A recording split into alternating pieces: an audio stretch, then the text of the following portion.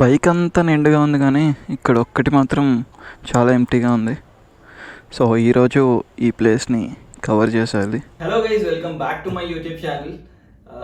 నా లాస్ట్ వీడియోలో అయితే నేను కొంచెం ఇబ్బంది పడ్డాను బైక్ డ్రైవ్ చేస్తూ. ఎందుకంటే సర్జరీ అయిన 2-3 డేస్కి బైక్ తీయడం కొంచెం ఆబ్వియస్గా కష్టంగానే ఉంటుంది. ఇప్పుడు కొంచెం బెటరే. నేనైతే ఇంట్లో కూర్చుందాం ఒక 2-3 డేస్ అనుకున్నాను, బట్ నా వల్ల కాదు బైక్ తీయకుండా. లేదంటే ఇంట్లోనే కూర్చొని ఉండడము, ఇంకా మెంటల్గా డిస్టర్బ్ అయిపోతాను. ఏదో హాస్పిటల్లో సర్జరీ అయిందని చెప్పి ఇంట్లోకి వారాలు కూర్చొని నేనైతే ఉండలేను. బయటకు వస్తేనే సెట్ అవుతాను. బయటకు వస్తేనే అన్నీ కూడా తొందరగా తగ్గిపోతాయి. ఫస్ట్ మెంటల్గా తగ్గితే ఫిజికల్గా ఇంకా తొందరగా తగ్గిపోతాయి. సో ఈరోజు నేను బైక్ తీస్తాను. అలా అని నేను ఇంకా పర్ఫెక్ట్ అయిపోలేదు. నాకు ఇంకా ఒక 10 డేస్ ఉంది. 10 డేస్ తర్వాత ఇది తీస్తారు. దీని లోపల స్టిచెస్ అవి ఇవి ఉన్నాయి. బట్ స్టిల్ నేను ఇంకా బయట నార్మల్గా ఉండడానికే ట్రై చేస్తాను. ఈరోజు ఏంటంటే మన బైక్ని తీసుకెళ్తున్నాను మళ్ళీ వ్రాప్జిల్లా దగ్గరికి. నా బైక్ రిజిస్ట్రేషన్ అవ్వడానికి అట్లీస్ట్ ఒక 2 months పడుతుంది. అప్పటి వరకు నా బండి పైన 24 అనే నెంబర్ లేకుండా నేను చూసుకోలేను. సో ట్యాంక్ పైనకి జిఎస్ అని ఉంటుంది కదా సైడ్, అది చాలా ఎంటీగా ఉంది. ఆ ప్లేస్లో 24 డిజైన్ చేయించాను BMW కలర్స్లో. అది వేయించడానికి ఈరోజు వ్రాప్జిల్లా దగ్గరికి వెళ్తున్నాం. ఇంకా మనం లేట్ చేయకుండా తొందరగా జిఎస్ ఎక్కేసి వ్లాగ్ స్టార్ట్ చేసేసుకుందాం. ఇది యాక్చువల్లీ నాకు ఈరోజు అవసరం లేదు, కానీ ఎందుకు కనెక్ట్ చేసుకున్నానంటే మీకు ఎక్స్ప్లెయిన్ చేయడానికి. నేను లాస్ట్ వ్లాగ్లో చెప్పాను ఎక్స్ప్లెయిన్ చేస్తాను అని. లాస్ట్ వ్లాగ్లో అయితే చెప్పాను, ఎవరైనా మిస్ అయ్యి ఉండొచ్చు. ఇదైతే వైర్లెస్ ఛార్జ్ అవుతుంది. ఇంకా చాలా ఉంది దానిలో. మనకి BMW యాప్ ఒకటి ఉంటుంది, BMW మోటరాడ్ది. ఆ యాప్ కనెక్ట్ అయిన తర్వాత దీని మిగతా ఫీచర్స్ అన్నీ అర్థమవుతాయి. దీని మెయిన్ పర్పస్ ఏంటంటే మనకి GPS. నేను గూగుల్ మ్యాప్స్ని ఇంకా నమ్మకూడదు అనుకున్నాను. GPS కావాలి అనుకుని GPS డివైజే కొనుక్కుందాం అనుకున్నాను. కానీ BMW యాప్తో కనెక్ట్ అయితే GPS వస్తుంది. ఏదేదో ఆప్షన్ ఉందని చెప్పి ఇప్పటివరకు వెయిట్ చేశాను. ఇదైతే గూగుల్ మ్యాప్స్ కాదు. మనం జస్ట్ మన బైక్కి బ్లూటూత్, మన ఫోన్లో బ్లూటూత్ ఆన్ చేస్తే చాలు, ఆటోమేటిక్గా అదే కనెక్ట్ అయిపోతుంది. నేను గూగుల్ మ్యాప్స్ని ఎందుకు నమ్మదలుచుకోలేదు అంటే యూస్ చేయాలండి ఎప్పుడప్పుడు. కానీ నన్ను ఒకసారి పాకిస్తాన్ బోర్డర్లో పాడేసింది. అక్కడికి వెళ్ళిన తర్వాత నాకు మొబైల్ సిగ్నల్స్ లేక అసలు ఎటు లొకేషన్ చూడడానికి లేదు, ఏం లేదు.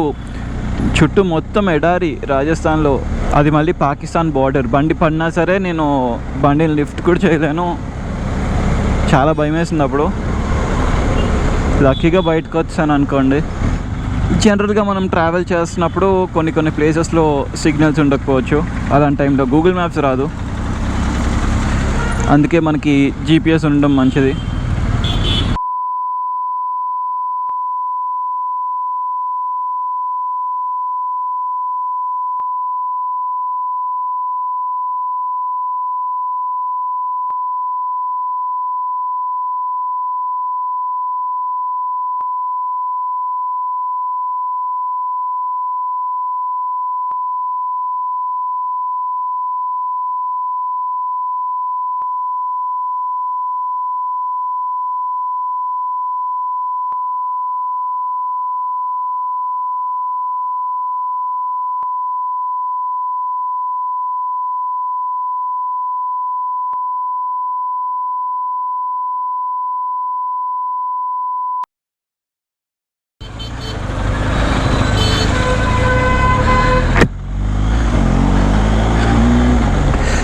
నాకు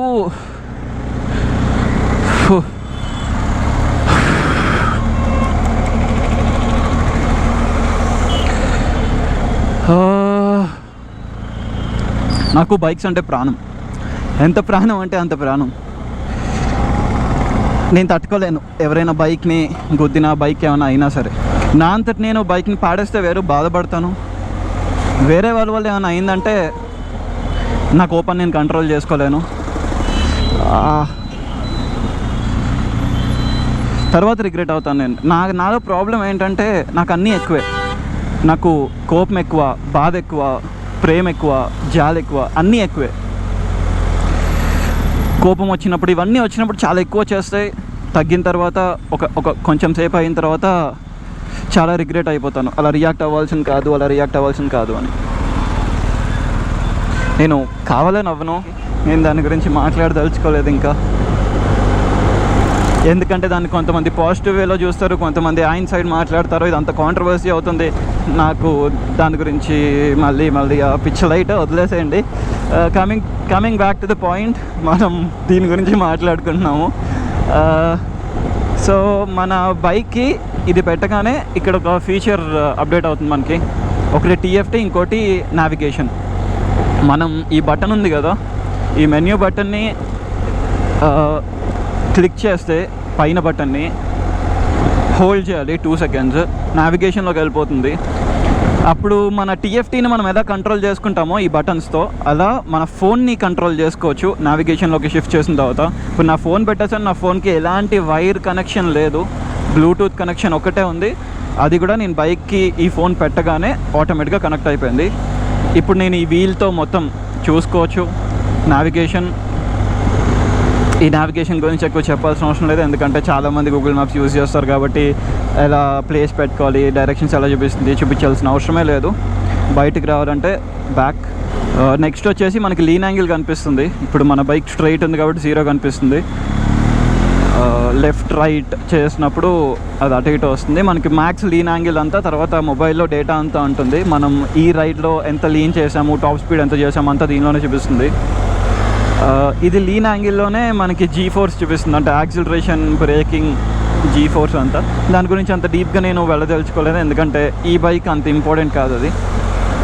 దీనిలోనే మనకి ఫ్రంట్ టైర్ మనం వెళ్తూనే చూసుకోవచ్చు. దీనిలో ఫ్యూయల్ లెవెల్ ఎగ్జాక్ట్గా ఎంత ఉందో కూడా చూపిస్తుంది. నా బైక్లో 12.2 లీటర్స్ ఉందంట, అండ్ కన్జంప్షన్ 6.9 అంట. మన bike odo, trip 1, engine temperature, range, fuel range ఎంత, అవన్నీ చూపిస్తుంది. దీనిలో 2 బ్యాడ్ థింగ్స్ చెప్తాను, అంటే నెగిటివ్ అన్నమాట. ఒకదాన్నే కంప్లీట్గా నెగిటివ్గా కన్సిడర్ చేయొచ్చు, ఇంకో దాన్ని చేయలేము. ఫస్ట్ది ఏంటంటే, మనం వెళ్తూ ఉండగా మనం డెస్టినేషన్ ఎంటర్ చేసుకోలేము. మనం పక్కన ఆగి డెస్టినేషన్ ఎంటర్ చేసుకోవాలి. అది యాక్చువల్లీ మంచిదే, ఎందుకంటే యాక్సిడెంట్స్ని అవాయిడ్ చేయడానికి. సో అది కంప్లీట్గా నెగిటివ్ అని చెప్పలేను. సెకండ్ నెగిటివ్ పాయింట్ ఏంటంటే, నేను అబ్జర్వ్ చేసింది, నేను నా సెకండ్ ఫోన్ ఎందుకు పెట్టానంటే, ఇక్కడ ఫోన్ ఓవర్ హీట్ అయిపోతుంది. దీనిలో GPS కానీ ఇక్కడ నుంచి కనెక్ట్ చేస్తాం కదా, మేబీ బ్లూటూత్ కనెక్షన్ ఉంటుంది అండ్ GPS ఉంటుంది, ఒక పక్కన ఛార్జ్ అవుతుంది. మేబీ ఈ అన్ని రీజన్స్ వల్ల ఫోన్ చాలా ఓవర్ హీట్ అయిపోతుంది, చాలా అంటే చాలా. ఐఫోన్స్ ఏంటంటే ఒక మ్యాక్స్ టెంపరేచర్ రీచ్ అయిన తర్వాత ఫోన్ పనిచేయదు, మనకు ఒక నోటిఫికేషన్ వచ్చేస్తుంది ఓవర్ హీట్ అయిపోయింది ఫోన్ అని. బ్యాటరీ హెల్త్ కూడా తగ్గిపోయే ఛాన్సెస్ ఉంటాయి. సో అందుకని నా మెయిన్ ఫోన్ పెట్టకుండా నా సెకండ్ ఫోన్ పెట్టుకున్నాను. నా లాస్ట్ వ్లాగ్లోనే చెప్పాను, నా లాస్ట్ వ్లాగ్లోనే చేయించాలి ఇదంతా.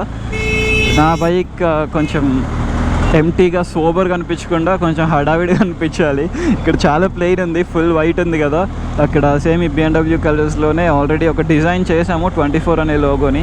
ఆ లోగోని ఇక్కడ వేసేస్తాము 2 సైడ్స్. నా టైగర్ ఉన్నప్పుడు 2 colours, both yellow and grey change చేసినప్పుడు వ్రాప్జిల్లాలోనే చేయించాను.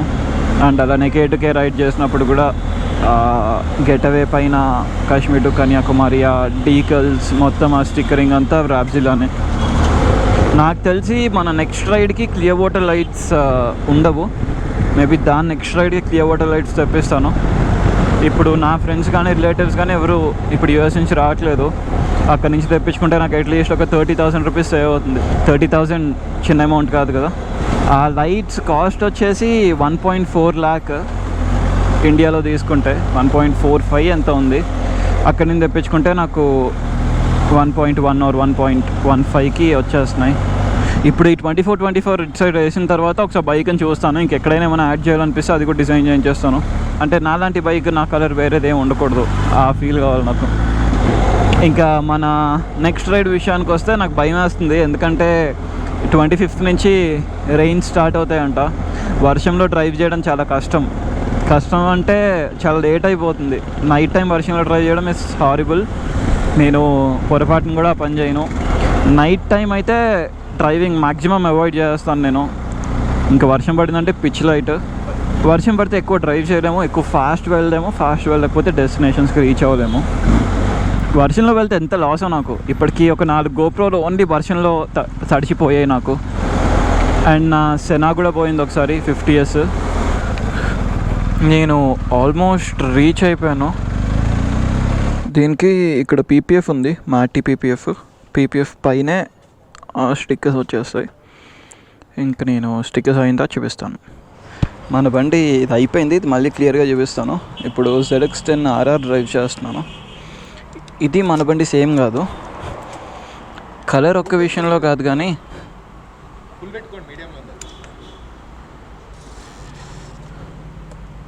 స్టాక్ బ్రేక్స్గా బ్రేక్స్ అమ్మో. ట్రాక్షన్ కంట్రోల్ 3 అంట.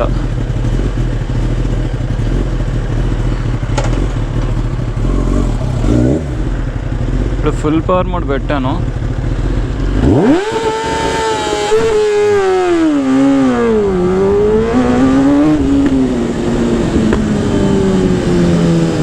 దీనికి SC ప్రాజెక్ట్ ఎగ్జాస్ట్ ఉంది, నా దానికంటే లౌడ్.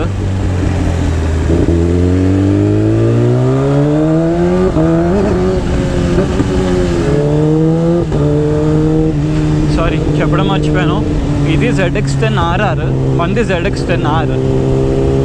దీని రెండిటికి డిఫరెన్స్ ఏంటంటే వీల్స్. దీనికి ఫోర్జ్ వీల్స్ వస్తాయి.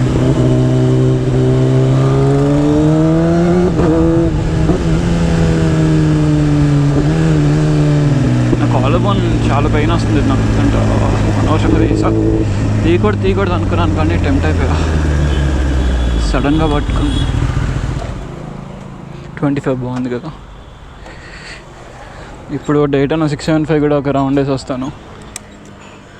ఇదెంత క్యూట్ ఉందో నా కాళ్ళ మధ్యలో చిన్నగా.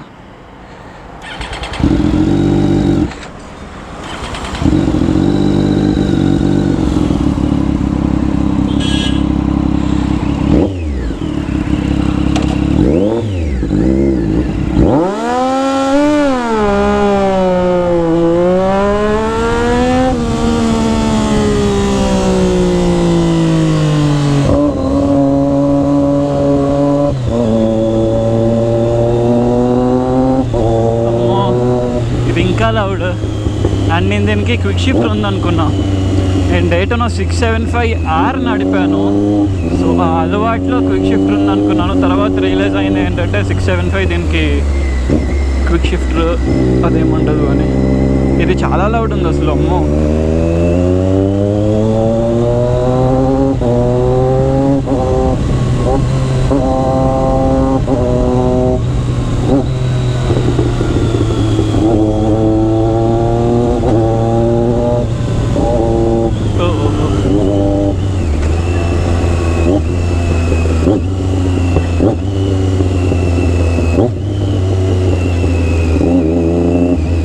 అసలు ఫ్లిప్ చేస్తున్నా చూసారా సౌండ్ ఎంత గట్టిగా వస్తుందో.